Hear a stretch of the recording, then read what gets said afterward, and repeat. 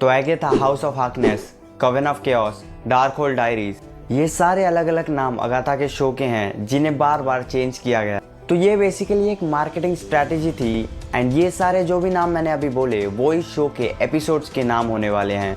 And Agatha के show का final title है अगाथा ऑल अलोंग एंड ये शो फाइनली रिलीज हो चुका है एंड ये एक डबल एपिसोड प्रीमियर था, मतलब कि इस शो के पहले 2 एपिसोड्स एक साथ रिलीज किए गए हैं एंड इस शो में टोटल 9 एपिसोड्स होने वाले हैं एंड बाकी के एपिसोड्स वीकली आएंगे हर थर्सडे को, एक्सेप्ट लास्ट 2 एपिसोड, क्योंकि लास्ट 2 एपिसोड्स भी फर्स्ट 2 एपिसोड्स की तरह एक साथ ही रिलीज हो जाएंगे।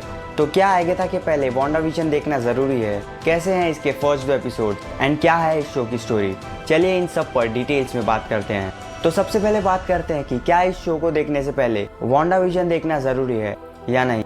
वेल यस, वांडाविजन काफ़ी इंपॉर्टेंट है इस शो को समझने के लिए, क्योंकि वांडाविजन ही एक्चुअली इस शो का बेस प्लॉट है जिससे ही इस शो की स्टोरी आगे बढ़ती है।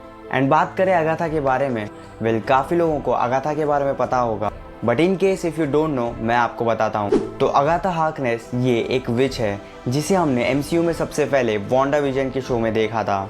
एंड वांडाविजन में अगाथा वांडा के मैजिकल पावर से बनाए हुए टाउन वेस्ट व्यू में वांडा की नेबर बनकर रहती थी। Well Agatha was the only one जिसे वांडा के ट्रू फॉर्म के बारे में पता था कि वो एक पावरफुल स्कारलेट विच है एंड उसने ये पूरा टाउन उसके मैजिकल पावर्स से बनाया है एंड यही सारी पावर्स अगाथा को भी चाहिए थी, इसीलिए ही वो वेस्ट व्यू में अपने मैजिक से एंटर करके वांडा की नेबर बनकर रह रही थी। बट वांडा को इसके बारे में पता चल जाता है and then Wanda and Agatha के बीच एक फाइट होती है एंड इसी फाइट में वांडा अगाथा को हरा देती है एंड उसकी सारी मैजिकल विच पावर्स उससे ले लेती है एंड उसे एक स्पेल में ट्रैप कर देती है। एंड यहाँ से ये स्टोरी अगाथा ऑल अलोंग में कंटिन्यू होना शुरू होती है, जिसमें हम देखते हैं अगाथा एज एग्नेस ओकॉनर नाम के डिटेक्टिव की लाइफ जी रही है एंड तब उसके डिटेक्टिव लाइफ में एक ऐसा केस आता है जिसमें एक डेड बॉडी मिलती है एंड उस डेड बॉडी के फिंगर नेल्स डार्क ब्लैक थे, बिल्कुल वैसे ही जैसे जब कोई डार्कहोल्ड को प्रोसेस करता है तब होते हैं, जो हमने मल्टीवर्स ऑफ मैडनेस में भी वांडा के साथ देखा था। एंड हमें ये पता है कि ये बॉडी किसकी है। इनफैक्ट जब अगाथा उस बॉडी को टच करती है तब उस पेपर पर अचानक से W.Maximoff लिख कर आता है, जिसका ऑब्वियस मीनिंग है वांडा मैक्सिमॉफ। बट ये वांडा की डेड बॉडी तो अगाथा के स्पेल के पोजीशन वाले स्टेट में अगाथा को दिखती है। Out of the spell actual reality में अगाथा को इसके बारे में कुछ नहीं पता, वो बस एक नॉर्मल डिटेक्टिव की तरह वेस्ट व्यू में जी रही है। तब अचानक से एक लड़का आता है एंड वो वांडा के स्पेल को तोड़ता है एंड अगाथा को उस स्पेल से फ्री करता है। एंड तब अगाथा को रियलाइज़ होता है कि वो उस स्पेल में 3 साल से ट्रैप थी एंड वो एग्नेस ओकॉनर बनकर जी रही थी, लेकिन अब उसके पास उसके कोई मैजिकल पावर्स नहीं बची हैं क्योंकि वांडा ने वो सारी पावर्स ले ली थी।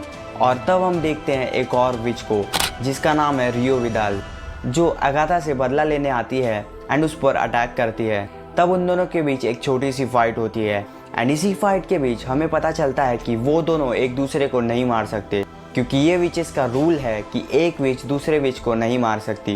एंड क्योंकि प्रेजेंट टाइम में अगाथा के पास कोई पावर्स नहीं है, इसीलिए वो रियो विडाल से बाद में फाइट करने कहती है जब तक अगाथा अपनी पावर्स रीगेन नहीं कर लेती। एंड उन्हीं सारी पावर्स को वापस पाने के लिए अगाथा उसके जैसे ही 4 विचेस को रिक्रूट करती है जिनके पास कोई मैजिकल पावर्स नहीं है, ताकि ये सारे मिलकर एक कवेन बना सके विचेस रोड पर जाने के लिए। तो विचेस रोड क्या है?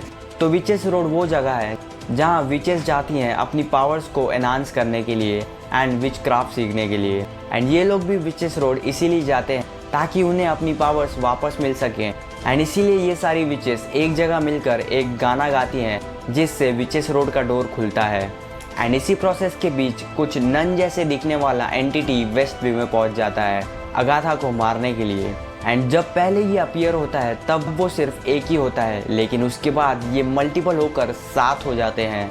तो मोस्ट प्रोबेबली ये 7 सेलेम्स हैं जो पावरफुल डार्क सॉर्सरर्स हैं। एंड यही 7 सेलेम्स कॉमिक्स में अगाथा के एक सिग्निफिकेंट एनिमीज भी रह चुके हैं।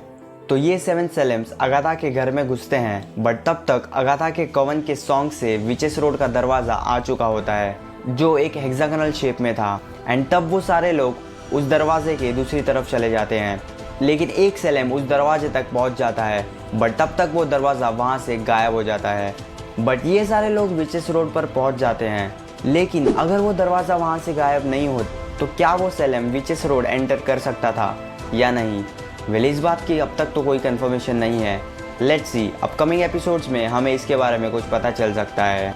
एंड यहीं पर ये एपिसोड एंड हो जाता है। वेल, इसकी शुरुआत तो काफ़ी अच्छी हुई है, ये एक फन कोजी वाइब देती है। लेट्स सी आगे ये जर्नी कैसी रहती है। आई होप कि इसकी एंडिंग बाकी शोज़ की तरह रस्ट या फिर आउट ऑफ द ट्रैक ना हो। अगर आपने ये एपिसोड्स देख लिए हैं तो आपको ये एपिसोड्स कैसे लगे हमें ज़रूर बताइए। So that's it from my side of this universe. ऐसे ही और कंटेंट के लिए सब्सक्राइब कीजिए हमारे चैनल को एंड फॉलो कीजिए हमें इंस्टाग्राम पर।